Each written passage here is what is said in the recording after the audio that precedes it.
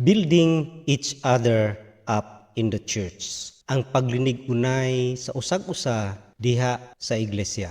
Unsa ka importante ang paglinig unay sa usag-usa? Una, importante kini tungod kay kini maka-enrich sa atong pagkinabuhi, makapuno sa atong kinabuhi. Diha sa 1 Corinto 14:26, ingon diha, "What shall then we say, brothers, when you come together?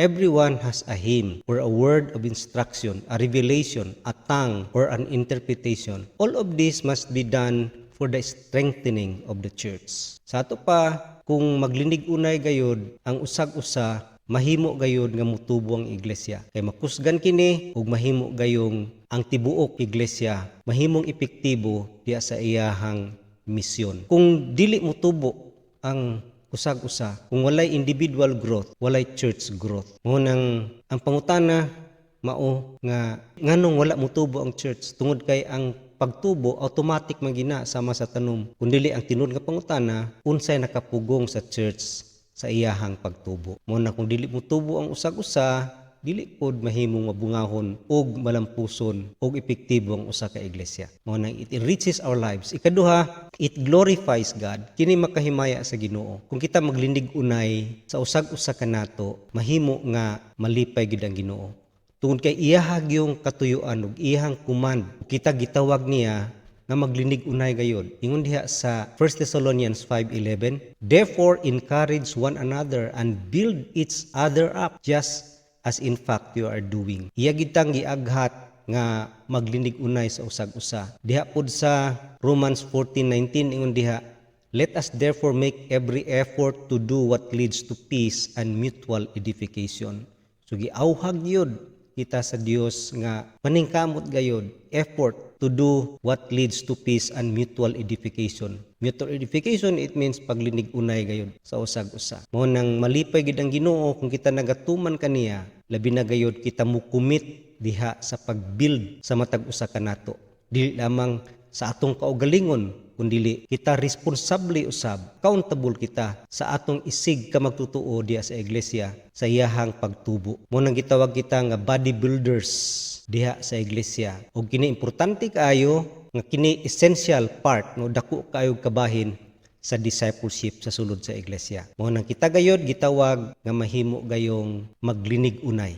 Ikatulo nga importante niini sa atong kinabuhi mao kini, it helps our witness. Kung kita gayod maglinig unay, epektibo kita nga mahimong witness ngadto sa kalibutan, mo influensya sa kalibutan tungod kay nakita gayod sa atong kinabuhi nga naglinig unay pinaagi sa gugma. Kita mga suga sa kalibutan ug dako kay kinig epekto sa mga tao labi na sa wala pa diha sa iglesia. Muna inganak importante gayod kung kita maglinig unay sa matag usa. Adto kita sa spiritual tools.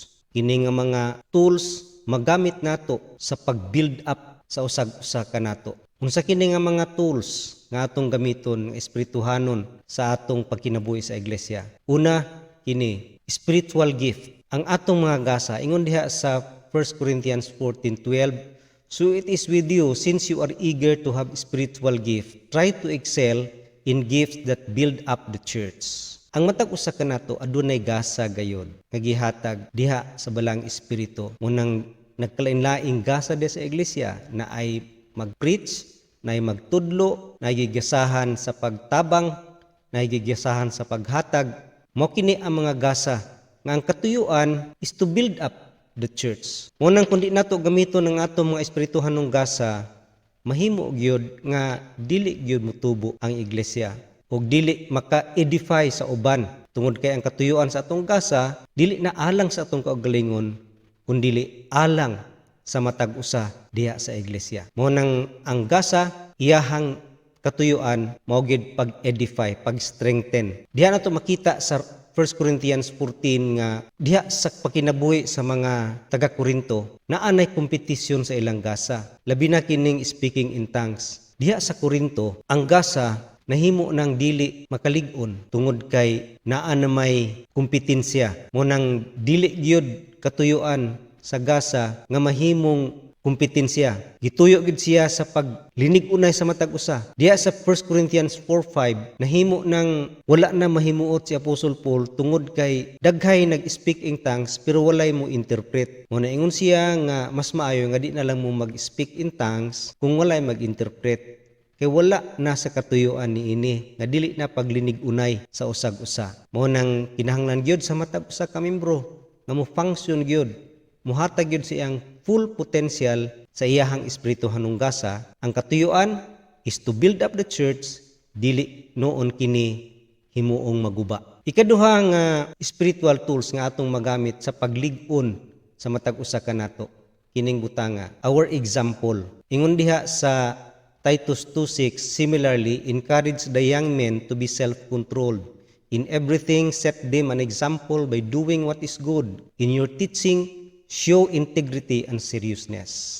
Usa kini kadako nga galamiton gayod sa paglinig unay, kining becoming a good model. So by living a life worthy, pleasing to God, mahimo gid kitang epektibo nga maglig-on sa matag usa. Tungod kay kung atong timan-an gayod nga ang atong mga aksyon makaapekto kini sa uban. Diya sa Romans 14:15 ingon diha, if your brother is distressed because of what you eat, you are no longer acting in love. Do not by your eating destroy your brother for whom Christ died. Muna ingon diha, be an example kung ang imong aksyon makapapandol sa imuhang igsuon diha sa pagtuo, dili na kana makahatag og edification sa church, dili na makalig-o na sa church. Mo nang gi-encourage kita nga mahimo og iyong example, mahimong sumbanan sa uban nga mahimong makadasig. Wala nagpasabot nga sila musundog sa atong kinabuhi. Mo nang dili gyud nato ipugos nga mahimo silang sama kanimo, kundili mahimong masama kang Ginoong Hesukristo. Kita modelo sa pagkapariha kang Ginoong Hesukristo. Mo nang be an example. Ikatulo nga tools nga atong magamit sa paglig-on sa matag usa kanato kining butanga, our speech, ang atong mga ipangsulti. Ingon diha sa Ephesians 4:29, do not let any unwholesome talk come out of your mouth, but only what is helpful for building others up according to their needs, that it may benefit those who listen. Dinhi klaro kaayo nga bantayan nato atong isulti. Ingon diha nga positive words bring out the best in another. Mga positibo, dili mga negatibo nga mga pulong nga maka-discourage noon. Ingon diha sa Proverbs 16:24, pleasant words are honeycomb, sweet to the soul and healing to the bones. So pilion ginato ang mga pulong nga tamis, makahupay ug makahatag kaayuhan sa mga pagbati. Mo nang si Paul nag-encourage kanato nga magkamit gyud og mga pleasant words. Dili noon makaguba or mo criticize kay kasagaran gayud kining atong mga pagpanaway, no, makaguba sa atong isig ka magtutuo. Ang paghatag og mga compliments importante kaayo. Pagdasig, paghatag og positibo nga komentaryo ngadto sa atong isig ka magtutuo. Mo na importante, positibo gayud, dili critical, no, nay ubang tao nga critical kaayo. Instead nga mag-compliment, no, mudayig sa ilahang gibuhat, sila noon negatibo o critical kaayo, criticize. O nang importante, no, nga himuon nato, compliments. Unya zero gossip, kay kung maghatag tag negatibo ngadto sa atong isig ka magtutuo, mahimo na gid kana nga panglibak, no, gossiping. Mo nang choose words to edify, not to break down or criticize. Mas maayo gid kanato nga ang atong mga isulti makadasig ug makalipay sa uban. Ang atong pagsulti usab ngadto sa uban, kinahanglan usab nga gamiton ginato ang pulong sa Ginoo. Tungod kay ang pulong sa Ginoo mao mong maka-encourage. Diha sa Acts 20:32, now I commit you to God and to the word of His grace, which can build you up and give you an inheritance among all those who are sanctified. So ang pulong gid sa Ginoo mao ra gyud ang makahupay sa atong mga struggles, sa atong mga kahimtang nga naa sa kalisod, nasa discouragement, nasa kahadlok, nasa kaluya. Mao nang pinaagi sa pulong sa Ginoo maka-build up ta sa usag-usa kanato. As we spend time with them in the word, mao nang daghan gyud time sa atong pagkinabuhi sa iglesia nga daghan gyud mga Bible study matag tigom nato mga kalalakinan kababayen-an, ang pulong gyud ang sentro. Muna always use the word of God when discussing problems with people. Tun kay ang pulong gayud maka-build up, maka-edify, makalig-on ug makatubag sa tanang problema sa kinabuhi. Mo nang spiritual tool ang atong mga pulong, our speech. Ikaupat nga spiritual tool nga magamit nato sa paglig-on sa matag usa kanato kini our prayers. Ingon diha sa 2 Timothy 1:3, I thank God whom I serve as my forefathers did, with a clear conscience, as night and day I constantly remember you in my prayers. Mao kini ang dako kayo usab nga kahimuan nga makahatag gayud og kalig-on sa uban natong mga kaigsuonan. Kung ang usa ka tawo makahibalo nga nay nagampo kaniya, madasig gid siya. Encouraging kaayo to hear fellow believers praying for us. Mo nang si Paul malipay gyud nga nay nagampo pud niya kay siya pud nagaampo sa uban. Mo nang kita gitawag gitag intercessor, no? Tigpataliwala pinaagi sa atong mga pag-ampo alang sa uban. Munang our prayers makadasig gini makapalig-on kita nag-inampuay sa usag-usa. Adto kita sa mga habits nga makatabang usab og paglig-on sa usag-usa kanato. Mga kinaiya munang angay nato batunan kini nga mga habits. Una, mga encouraging habits makapadasig nga mga kinaiya kini be positive. Ingon diha sa Philippians 4:8, finally brothers, whatever is true, whatever is noble, whatever is right, whatever is pure, whatever is lovely, whatever is admirable, if anything is excellent or praiseworthy, think about these things. Positibo kanunay unsay tinuod, unsay noble, unsay pure, unsay lovely, unsay admirable, didto kita mo focus. Dili sa mga negatibo. Munang daghay ma-discourage tungod kay naga-point always ngadto sa mali rather than what is right with us. Munang be positive, it means seeing people what God sees in people. Kita mutanaw sa tao sama sa pagtanaw ni Jesus sa tao. Munang positibo.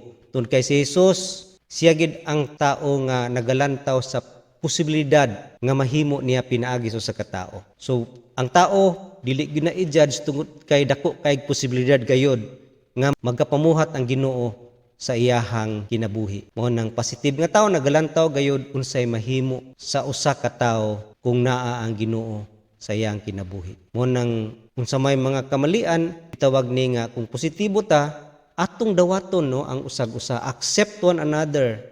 Wala nagpasabot nga itolerate nato ilang sin kundili tagaan sila og second chance. Accept one another sama sa pagdawat, pag-accept ni Jesus kanato unang be positive dili magnegatibo. Ikaduha nga encouraging habit kini be humble. Ingon diha sa Philippians 2:3, do nothing out of selfish ambition or vain conceit, but in humility consider others better than yourself. Ang kasagaran gyud ugat sa mga konflikto or kagubot or pag-away-away sa iglesia kini gyung pride. So be humble, no, consider others better than yourself aron madasig daghang kay madasig nga mutubo diha sa ilang pagkinabuhi kang Ginoong Hesukristo. Mo nang be humble. Ika-tulo nga encouraging habit is be helpful. Ingon diha sa Galatians 6:2, carry each other's burden, and in this way you will fulfill the law of Christ. So sa atong pagtinabangay, nakig-share kita og load pag pinas-anay og mga gibug-aton. Kabahin kita sa pagpas-an sa gibug-aton sa uban aron mahimong magaan ang ilahang gipas-an. Mao nang ang tao nga naga-encourage andam gayud mo sakripisyo sa iyahang panahon, sa iyahang kwarta, sa iyahang kusog, alang lang gayud sa interes sa uban. Mao nang look ways to help. Mangita gyud pamaagi nga makatabang. Mahimong example sa Bible ang kinabuhi ni Moses sa dihang sila nakig-away nag-away sa ilang mga kalaban ug nagkaluya si Moses, gitabangan ni Aaron pag isa ang kamot ni Moses nga nagkaluya diha sa Exodus 17. So mao kini ang pagtinabangay gayud, maka-encourage, makapalig-on sa uban, no? Be willing to give, tabang, no? Benevolence,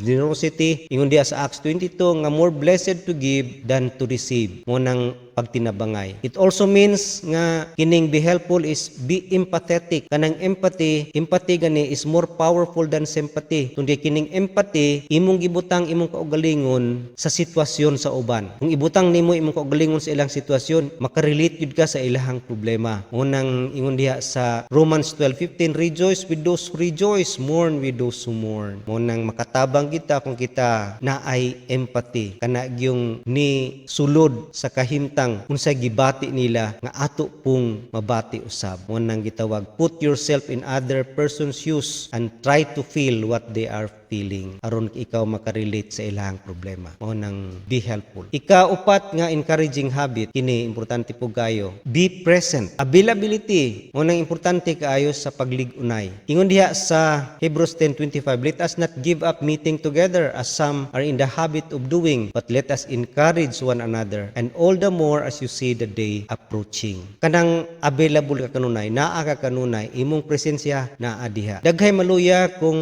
makita nimo gamay ray nag-involve, gamay ray nag-participate, makaluyag sa mot. Pero kung present ka, labi na ka na sa mga prayer meeting, Bible study, kung daghan, mas madasig yun, bisan pag wa kay gihimo, pero naa ka diha, makatabang yun, makadasig ang imong presensya. Unang meet together, dili gyud si piaton ang paghimamatay, pagtigom, no, sa matag usa, ang imong presensya dako kaayo kahimuan. Naga-support gayud ug naga-involve gayud sa bisang unsa nga mga activity sa church, mo nang maka-encourage. Unya kita usab maka-encourage pinagi sa atong presensya sa pagpaminaw lamang, no, sa mga naa sa problema. Ingon diha sa James 1:19, my dear brothers, take note of this, everyone should be quick to listen, slow to speak, and slow to become angry. Ang mga kaigsunan nato na ay mga problema, naas ka lisod. Bisag wala kay gihimo, labi na kanang naas ka guol, pero iyahang mapil ay imong presensya kaniya, dako na kay encouragement sa iya, makahupay sa iyahang gibati. Mo nang be present. Ang atong presensya dako kay gyud nga kahimuan sa paglinig-unay sa matag usa ka nato. Ika-lima, be affectionate. Ingon diha sa 1 Corinthians 16:20, all the brothers here send your greetings, greet one another with a holy kiss. Sa una na ay holy kiss, karon bisag paghapuhap lang, no, sa atong isig ka magtutuo, kita nagapadayag og affection sa ilaha ug makadasigid ka na, makahatag kalig-on ug makahatag healing, no, ay healing powers ang atong touch o nang be affectionate. Mao kini ang mga encouraging habits nga atong angay i-practice nga kini magamit sa atong paglinig-unay sa usag-usa. And lastly, kini attitudes in disputable matters. Diha sa Romans 14:1 ingon diha, accept him whose faith is weak without passing judgment on disputable matters. Kasagaran gyud magkaguba ang iglesia tungod ining mga paglantugi, paglalis, mga konflikto diha sa sulod sa iglesia. Unsa kini mga disputable matters? Kini mga disputable matters, kining mga butang nga makahatag og panaglalis. Gitawag ni sa Bible nga gray areas, nga dili black, dili white, murag nagsumpaki nga mga pagtulunan, puro sila na ay mga supporting verses, mo nang mahimo og yung disputable, mahimo og yung makahatag og panaglalis. Mo nang unsay angay buhaton nato aron maglinig unay gayud diha sa iglesia bisag naa ni mga disputable matters. Una, focus on what is important. Diha sa Romans 14:19, ingon diha, let us therefore make every effort to do what leads to peace and to mutual edification. So ang i-focus nato gayud ang importante. Unsa importante? Ingon dinhi sa text, kalinaw og paglinig-unay, mutual edification. Kung ang atong gibuhat dili na paingon ngadto sa kalinaw og mopaingon sa division kasamo, unya wa makalig-on, wala na ta sa tama nga pagkinabuhi sa iglesia. Ingon diha sa 1 Corinthians 10:23, everything is permissible but not everything is beneficial. Everything is permissible but not everything is constructive. Pwede ang tanan pero dili ang tanan makaayo og constructive, makalig-on, makatabang og pag-strengthen. Munang unsaon nato pag-deal ani mga disputable matters.